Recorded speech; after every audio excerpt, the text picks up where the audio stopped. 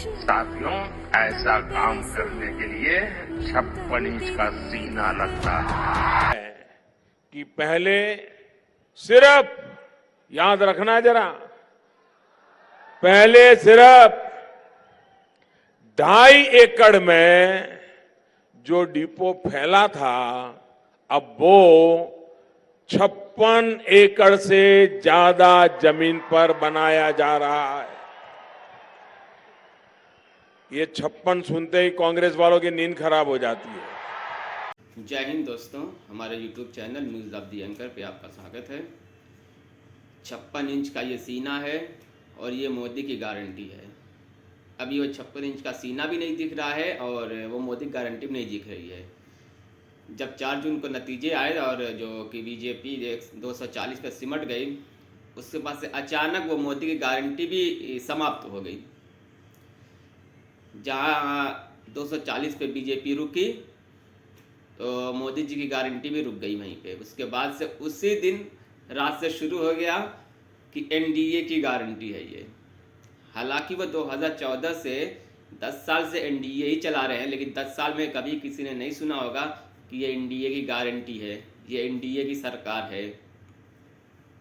लेकिन जैसे ही 4 जून को रिजल्ट आते हैं, उनके बाद से फौरन ये बात सुनने में आ जाती है कि ये एनडीए की सरकार है और एनडीए की गारंटी है।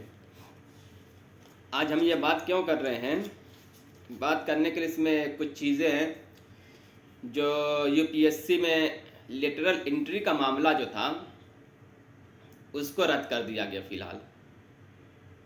ये एक नौकरशाही की तरफ बढ़ रहा था देश, क्योंकि उसमें जो है करीब 45 भर्तियाँ थी और उसमें और भी सारी भर्तियाँ थी। 45 भर्तियाँ ऐसी जो सीधी उनके अंदर करनी थी। उसकी ना कोई एग्ज़ाम था, ना कोई मानक तय किया गया, ना कोई आरक्षण था। इसको लेके विपक्ष पूरी तरह हमलावर था कि ये अपने जो मित्र हैं, जो बड़ी बड़ी कंपनियों के इनके साथी हैं, उनके आदमी को भर के और उनको फ़ायदा पहुंचाएंगे।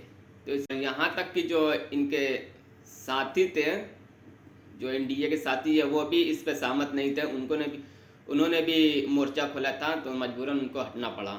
और जहाँ तक आरक्षण की बात है, तो आरक्षण तो चंद्रबाबू नायडू जो मेन सरकार इनकी चला रहे हैं, अगर वो हट जाएं तो इनकी सरकार ही गिर जाएगी।